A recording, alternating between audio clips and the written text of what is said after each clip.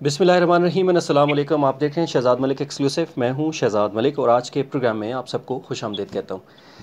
नाजरीन, तारिक अज़ीज़ साहब के बाद पाकिस्तान में टेलीविज़न इंडस्ट्री में इनकलाब बर्पा करने वाले और टेलीविज़न इंडस्ट्री को एक नया ट्रेंड देने वाले डॉक्टर आमिर लियाकत हुसैन कल अचानक इस दुनिया से वफ़ात पा गए।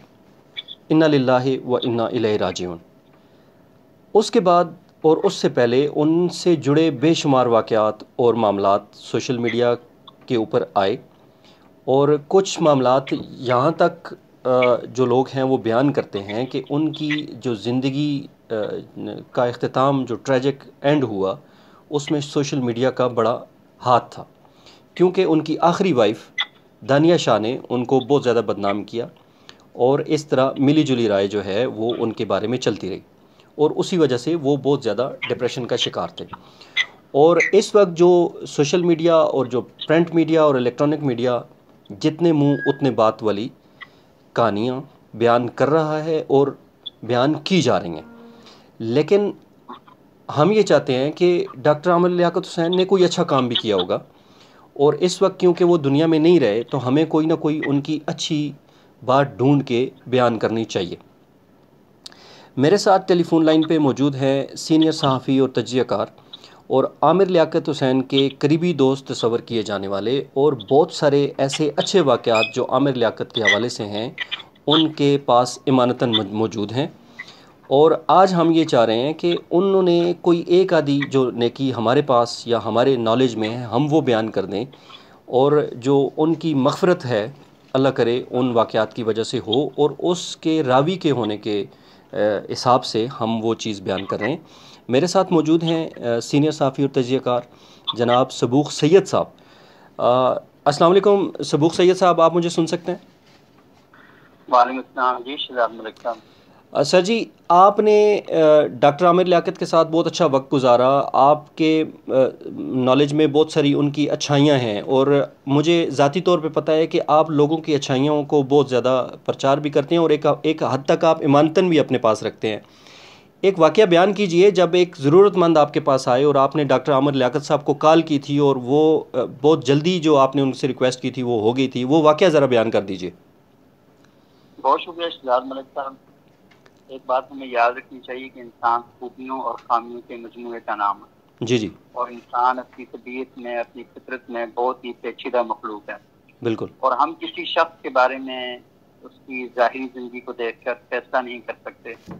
हम केस होते हैं और बहुत स्पेसिफिक होते हैं और सुप्रीम कोर्ट जैसे इदारों तक चले जाते हैं, तो वहाँ पर भी जाकर जब जज फैसला करता है तो उस वक्त हम ये देखते हैं कि उस फैसले के अंदर भी कहीं ना कहीं ऐसे पहलू रह जाते हैं कि जिन पर बाद में बातचीत की जाती है। जी जी, और मतलब मुद्दे खर्च करने के बाद भी और बड़े बड़े पैनल बैठने के बाद भी हम ये देखते हैं कि फैसला जब आता है तो वो फैसला वाज़ेह और क्लियर नहीं होता। जी जी, तो आमिर लियाकत साहब जो है उनका मामला बल्ला के पास है। बहुत से लोग हैं उनके बारे में अपनी राय का इजहार कर रहे हैं कि उन्होंने कोई अच्छा नहीं किया। बहुत से लोग कह रहे हैं कि उनकी जिंदगी में अच्छाइयाँ भी बहुत ज्यादा थी। तो वो इंसान है, अच्छाइयाँ बुराइयाँ सबके अंदर होती हैं, लेकिन मेरा जो आमिर लियाकत साहब के साथ ताल्लुक था वो 2005 से था। तो मेरी अच्छी उनके साथ गपशप भी थी, बहुत हद तक बेतकल्फी भी थी। वो अक्सर औकात अपने जो प्रोग्राम करते थे मुझे खुसूसी तौर पर बुलाते और मुझे मेज़बानी का कहते हैं कि आप मेरे प्रोग्राम की मेज़बानी करें। जी जी, हमारे ख्यालात में इख्तलाफात होने के बावजूद वो इस बात को कबूल करते थे कि मैं उनके प्रोग्राम की मेज़बानी करूँ। जी जी, तो बहुत इशूज़ पर इख्तलाफी नुक्ता नज़र होने के बावजूद भी हमारी गपशप जो थी उसमें कभी कमी नहीं आती। वो हमेशा बड़ी मोहब्बत का मुजाहरा करते। जी जी, और एक बार इस तरह हुआ कि ये जो वाक़या मैंने अपने एक व्लॉग में भी शेयर किया वो आपको मैं सुनाता हूँ। और कई वाक़यात हैं मैं नोट कर रहा था, तकरीबन कोई 40 से 45 के करीब ऐसे वाक़यात हैं कि लाचार, गरीब और ज़रूरतमंद अफराद उन्होंने मुझसे रब्ता किया या किसी से रब्ता किया और मेरे साथ उन्होंने शेयर कर लिया। जी तो जी, उस वजह से ये हुआ कि मैंने जब उनसे बातचीत की तो उन्होंने उसको बड़ा सपोर्ट किया। जी तो जी, एक बार मैं रेडियो पाकिस्तान में बैठा हुआ था तो हमारे दोस्त हैं शाकिरुल्लाह साहब, जी ये जी, रेडियो पाकिस्तान के प्रोड्यूसर हैं यहाँ इस्लामाबाद में। तो हम चाय पी रहे थे तो हमारे साथ हमारी एक दोस्त है रिफत وہ بھی اس وقت ہم میں اور رفت ہم اکٹھے پروگرام ہوسٹ کیا کرتے تھے. تو ہم اس کو چائے پینے کے لیے کیفیٹیریا میں ہے تو شاکر صاحب نے مجھے کہا کہ یار یہ پہرا ہے یہاں کیفیٹیریا میں, اس کی بیٹی کی شادی ہے اور اس کے پاس جہیز کے پیسے نہیں ہیں, تو جی جی اگر آپ ہم سارے مل کر نا کوئی 5,000 روپے اکٹھا کریں تو اس کو کچھ پیسے دے دیتے ہیں. تو میں نے کہا 5,000 روپے ہم تینوں اکٹھا کریں تو 15,000 روپیہ ہو جائے گا. 15,000 روپے میں کیا جہیز کا سامان آتا ہے. جی جی تو ہم نے اس سے پوچھا بندے سے کہ آپ کو کل کتنے پیسے چاہیے کہ آپ کا گزارا ہو جائے گا. جی اس جی نے کہا جی مجھے 50,000 روپے چاہیے. میں نے اچانک میرے ذہن میں عامر لیاقت صاحب آئے اور میں نے میسج کیا, کیونکہ وہ اس طرح کے کام کرتے تھے اپنی والدہ کی جو بیگم محمودہ سلطانہ فاؤنڈیشن ہے اس ٹرسٹ کے نام سے. جی جی تو میں نے ان کو میسج کیا کہ میں نے کہا اس طرح ایک بندہ ہے اور بڑا غریب ہے یہ ہوا. 2 منٹ بعد مجھے عامر لیاقت صاحب کی کال آ گئی. تو مجھے کہنے لگے کہ اس کو وہ کوئی پیسے کل کتنے چاہیے جہیز کے لیے, کیونکہ ان کو بھی سمجھ آ گئی تھی 50,000 روپے میں کون سا جہیز تیار ہوتا ہے. جی جی تو میں نے اس بندے سے وہیں کھڑے کھڑے پوچھا اور عامر صاحب سن رہے تھے. اس نے کہا جی 60,000 بہت ہے میرے لیے نا. جی جی تو عامر لیاقت صاحب نے نہ 50 بھیجا نہ 60 بھیجا, انہوں نے ٹھیک کوئی 15-20 منٹ بعد میرے اکاؤنٹ میں 1,00,000 روپیہ بھیج دیے. واہ اچھا وہ بندہ بالکل ہی نا جتنے مانگ رہا تھا اس کے ڈبل انہوں نے بھیج دیے. تو جی ان جی کو جی اندازہ تھا کہ 50,000 روپے میں کوئی جہیز کا سامان نہیں آ سکتا. اور یہ میں بات ہوں یہ 2012-13 کی بات ہے. جی جی جی تو خیر بہر انہوں نے کیا اور وہ بندہ بہت ہی خوش ہوا. اور وہ 2-3 دن تک مسلسل میرے گھر کا چکر لگاتا رہا. آپ کو معلوم ہے میں اس وقت فلیٹ میں رہتا تھا تو وہ مسلسل آتا تھا صرف شکریہ ادا کرنے کے لیے. تو میں نے کہا یار تم پاگل تو نہیں ہوگے کہ دیکھو اللہ تعالیٰ جس سے چاہے وہ کام لے لے. تو بعض لوگوں کی زندگی کا ایک رخ ایسا ہوتا ہے کہ ہمیں لگتا ہے کہ ان سے مطلب ہے کہ یہ ناقابل برداشت قسم کے لوگ ہیں. جی جی انہی لوگوں کی زندگیوں کا ایک رخ ایسا ہوتا ہے تو ہم یہ کہتے ہیں کہ یہ کیا ہے.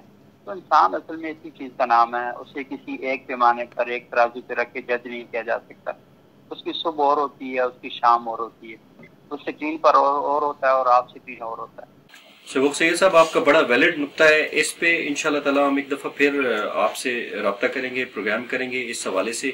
میرا آج کا یہ تھا کہ ہم کم از کم کوئی اچھی بات جو تھی عامر لیاقت سے منسوب ہم کر سکیں, کیونکہ بنیادی طور پہ ہم ایک ایسے معاشرے میں رہ رہے ہیں جہاں پہ صرف اور صرف برائیاں اور گناہ ڈسکس کیے جاتے ہیں, کسی کی اچھی جو کوئی نیکی ہے وہ کوئی ڈسکس نہیں کرتا.